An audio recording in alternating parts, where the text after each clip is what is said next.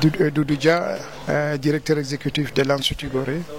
Donc l'Institut Gorée est une institution panafricaine d'intérêt public qui travaille sur les questions liées à la gouvernance et les processus politiques, la consolidation de la paix et la prévention des conflits, et sur les questions liées à la culture, donc notamment pour encourager la créativité artistique et littéraire. Nous avons un programme qui consiste à créer une synergie citoyenne pour des élections démocratiques et paisibles au Sénégal, donc pour l'élection présidentielle de 2019. Et sur cette base-là, nous travaillons sur le monitoring de la violence électorale, et même idem pour le monitoring du parrainage et le monitoring des réseaux sociaux, parce que avec l'accompagnement financier de Osiwa, donc qui est une institution philanthrope basée à Dakar aussi, ici, qui est le partenaire financier du programme. Et actuellement, nous sommes dans la phase de formation des moniteurs sur les réseaux sociaux, donc en partenariat avec le réseau des blogueurs du Sénégal. Et à quoi consiste ce travail dans ce réseau des blogueurs du Sénégal? C'est beaucoup plus de travail à ce que, sur la base de l'expertise des membres du réseau des blogueurs, c'est faire de sorte qu'on puisse analyser le contenu de toutes les parties prenantes, le contenu du discours actuel, comment le comportement des candidats ou des candidats potentiels au niveau des réseaux sociaux, en termes de contenu, en termes de messages, en termes aussi d'outils d'organisation du débat démocratique. Parce que nous pensons principalement que les réseaux sociaux aussi aujourd'hui est un outil incontournable dans la gouvernance démocratique, parce que c'est le lieu aussi du débat démocratique et c'est le lieu aussi quelque part de participation des citoyens à la vie démocratique, parce que nous ne pouvons pas l'occulter, parce que c'est une donnée incontournable, mais aussi beaucoup plus aussi, nous pensons que quelque part c'est un lieu d'expression, mais peut-être qu'il faille un petit peu réguler dans le sens où que ça soit un lieu d'expression d'un engagement citoyen. Donc voilà un petit peu ce sur quoi nous comptons travailler durant ces 5 à 6 prochains mois.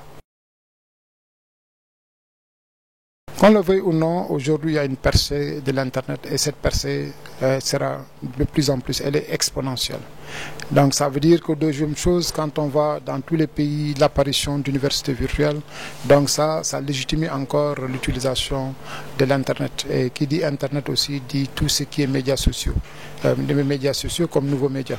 Et donc l'utilisation des réseaux sociaux va crescendo, va encore être beaucoup plus intense, beaucoup plus dense. Et donc ça, donc nous devons trouver un petit peu des alternatives, des réseaux sociaux comme antidote, donc un petit peu comme remède aux questions liées à la démocratie et à la gouvernance, parce que ça donne plus de voix aux citoyens, parce que les citoyens participent à la vie publique, et je pense qu'à travers les réseaux sociaux, donc les citoyens sont au cœur du débat démocratique, et je pense que c'est ça aussi qui est important, qu'il faut poser. Et je pense que les autorités, quel que soit le pays considéré, doivent être beaucoup plus ouverts, parce que plus un pays est démocratique, plus aussi un pays est ouvert aux techniques de l'information et de la communication. C'est dire qu'aujourd'hui, est-ce qu'on ne peut pas se dire que les technologies de l'information constituent aussi, la démocratie peut s'apprécier à l'aune du degré ou d'influence des techniques d'information et de la communication. Moins un pays est dans un processus de démocratie, donc plus aussi les autorités sont dans un système de contrôle de ces techniques nouvelles d'information et de la communication. Donc dans les années 30, je pense que la radio était l'élément de diffusion, de propagande, etc. Aujourd'hui, les médias sociaux constituent aussi cette donne. Donc peut-être, disons, 80 ans après, l'Afrique aujourd'hui est à l'aune de l'appréciation positive des réseaux sociaux.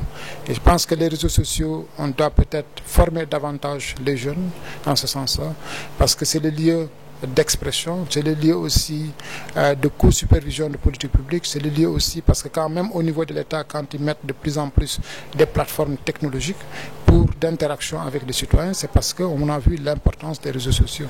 Maintenant, c'est aussi le lieu d'avoir un débat citoyen qui puisse dépasser le cadre des fake news, un débat citoyen responsable qui puisse faire de sorte que nos pays puissent être des pays démocratiques, donc où les citoyens ont plus de voix, où l'expression citoyenne doit être au cœur de l'action.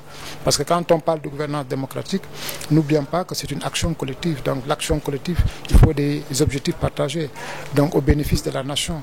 Et ces objectifs partagés s'appliquent parce qu'il y a beaucoup d'interlocuteurs, beaucoup d'acteurs qui sont de légitimité et d'intérêts divers. Donc c'est un espace de dialogue. C'est cet espace de dialogue donc, qui fait que pour toute décision, je pense que quelque part, la chance que nous avons aujourd'hui, c'est que les citoyens participent à ce dialogue à travers aussi ces réseaux sociaux.